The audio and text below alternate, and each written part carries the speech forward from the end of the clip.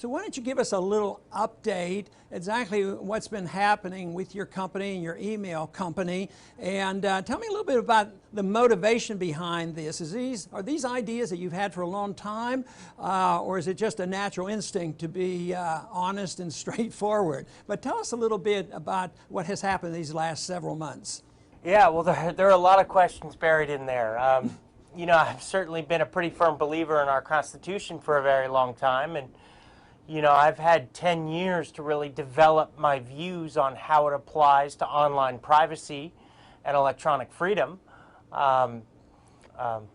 You also asked about the decision last week, and you know, I've compared the decision I made to putting a beloved pet to sleep. You know, it was a very difficult decision for me.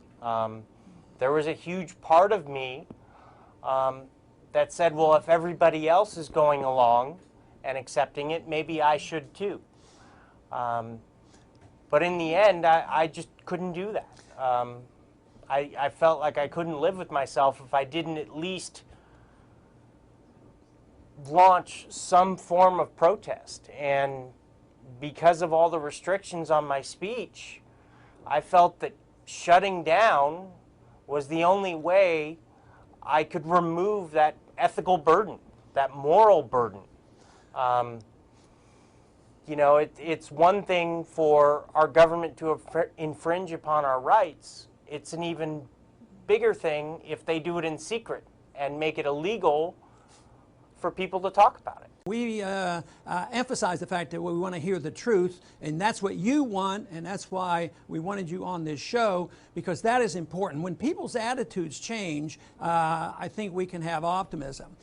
And you mentioned in some of your other interviews that the Patriot Act was very important in your decision making. I can remember that day very well after 9/11. Right after 9/11, within days, 30 days or so, the Patriot Act was passed. Matter of fact, it was written before then, but it wasn't even read by the congressman. And I remember talking to a colleague who was sitting there voting for it. I said, why are you voting for this? You haven't even read it. You don't even know what's in there. He said, yeah, but they want us to do something. I can't go home, you know, and tell them I didn't do anything. But the Patriot Act is really a big issue. But let me give you one sign of encouragement, because I know what you're facing.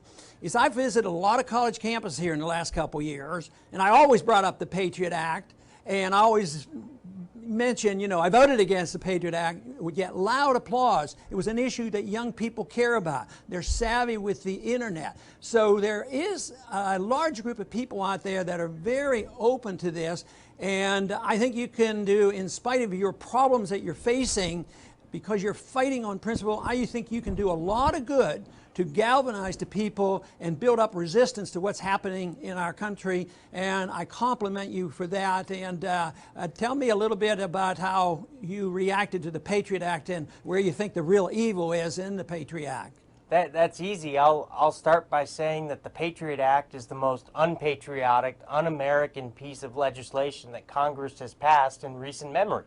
It was shortly after I started the service that I became aware of the issue with national security letters.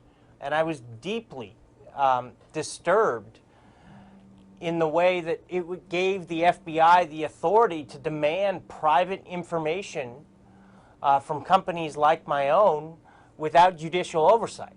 That deeply bothered me. When I first created Lavabit, I was not very focused on keeping user data private. That it was really started as a email service by geeks for geeks. And as I learned more and more about the climate for privacy rights on the internet, I realized that I had to do something to protect really myself from being put in an ethically compromising position. The fact that there's been a court operating in parallel with the Supreme Court for the last 30 years, basically legislating from the bench and publishing opinions that nobody can read, disturbs me. Yeah. And that these orders are forcing companies that we trust with our private information to do some very, very disturbing things.